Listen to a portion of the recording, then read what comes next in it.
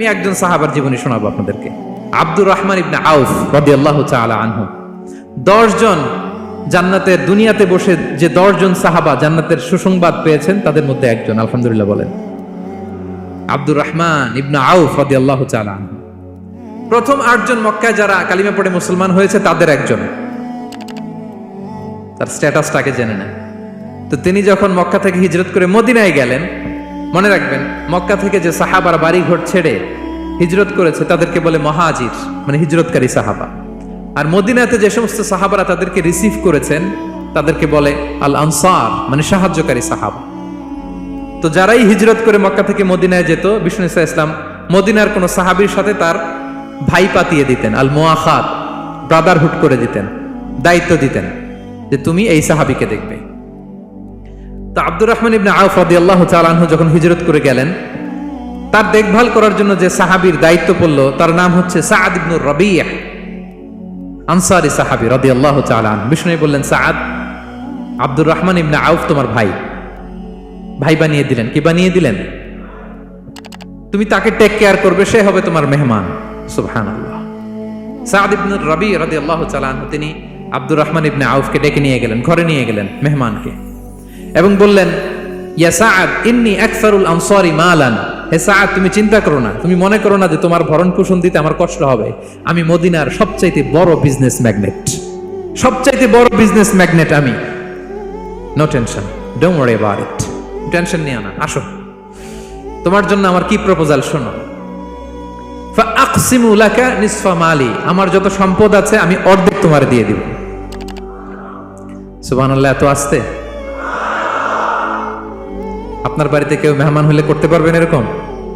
আল্লাহ, কেমন প্রেরণার বাতি ঘর তারা।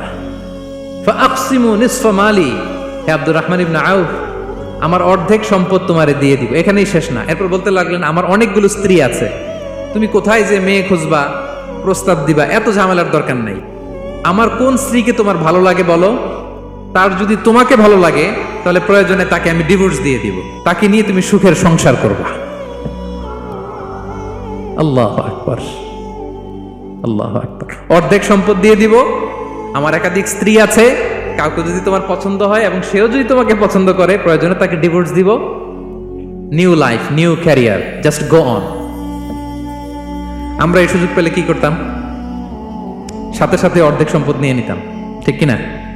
আব্দুর রহমান ইবনে আউফ প্রেরণার বাতিঘর। উনি কি করলেন? উনি বললেন, লা হাজাতা লি ফি যালিক। আমার ভাই, তুমি যে বলছো এ সাআদ ইবনে রাবি, তুমি যে এত চমৎকার প্রপোজাল দিয়েছো, এতেই আমি খুশি, তোমার কোনো কিছুর আমার দরকার নাই। বারাকাল্লাহু লাকা ফি আহলিকা ওয়া মালিক, আল্লাহ তোমার সম্পদে বরকত দেখ, আল্লাহ তোমার পরিবারেও বরকত দেখ। তবে একটা কষ্ট করতে হবে, সেটা কি? আব্দুর রহমান ইবনে আউফ বললেন, দুল্লানি ইলা সুক, just show me the way to market. মদিনার বাজারটা কোথায় এটা একটু দেখায় দাও। আমি নতুন মানুষ, পথঘাট চিনি না। দুল্লানি ইলা সুক, just show me the way to market of Medina. মদিনার বাজারটা কোন রাস্তা একটু দেখায় দাও। আল্লাহু আকবার।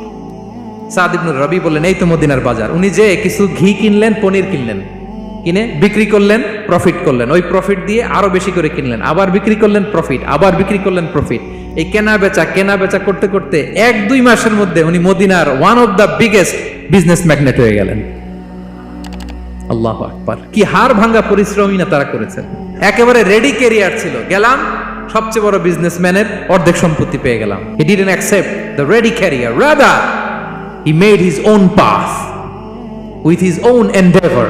নিজের চেষ্টায়, নিজের পরিশ্রমে, নিজের ঘাম ঝরিয়ে নিজের ক্যারিয়ার তৈরি করেছেন। চিল্লায় বলেন ঠিক কিনা? This is the biography of Abdul Rahman ibn Auf radiyallahu ta'ala anhu.